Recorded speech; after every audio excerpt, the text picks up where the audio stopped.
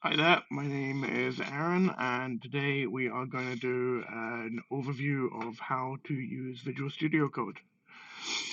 One of the first things I like to do is come over to this little area over here, I'm not quite sure what it's called. I go in and I type live server. Now, this is the first thing I do because it means anything I type into the code, or once it's been saved, it will automatically display it for me. So what we'll do, we'll come into our WebWork file here.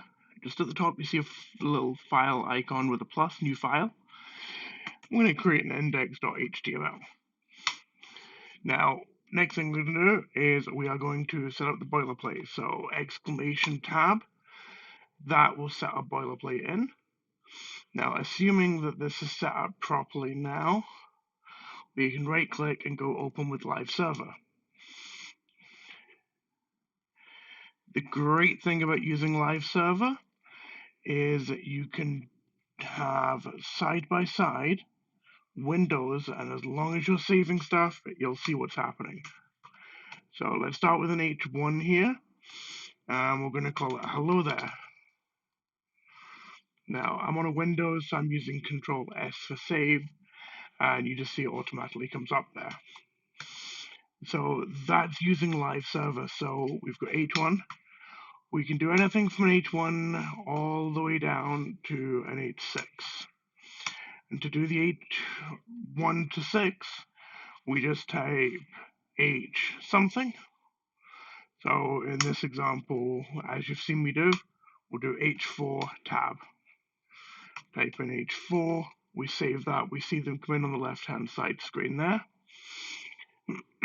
So that's using the H tags that we can keep going, we can go H5, H6.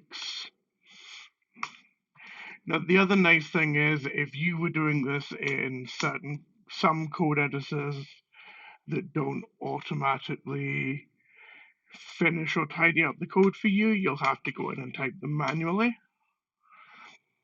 But with Visual Studio Code, it will complete them for you, even if you don't use the less than and greater than tags. So what are some of the main things we're going to do using this kind of system and some other shortcuts? So we've got divs. We're going to discuss divs with classes and IDs next. Typically, you'll go through, type out your div. Again, Visual Studio Code will add in your tags for you. Now, if I want to use a div of container, what I can do is type .container and hit the tab key. That'll actually set up a class for me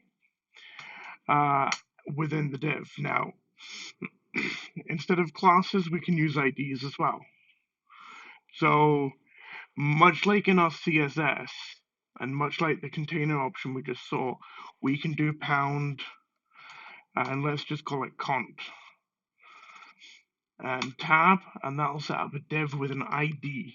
And again, it's closing off the div tag. Paragraph tags work in the same way. So let's say, for example, we are going to have some tags.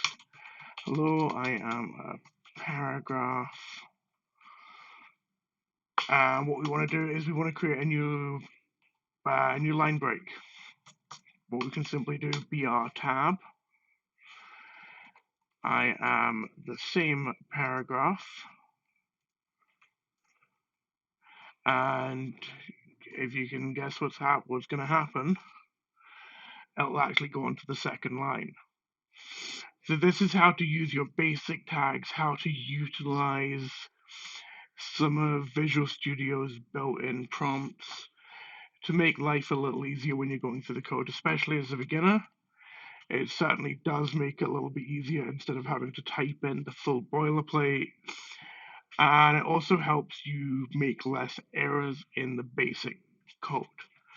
The number of times I've gone in, typed div like this because I've forgotten the opening tag. This way you don't have that issue. Great, so we'll sign off for now, and we'll see you in another video, hopefully.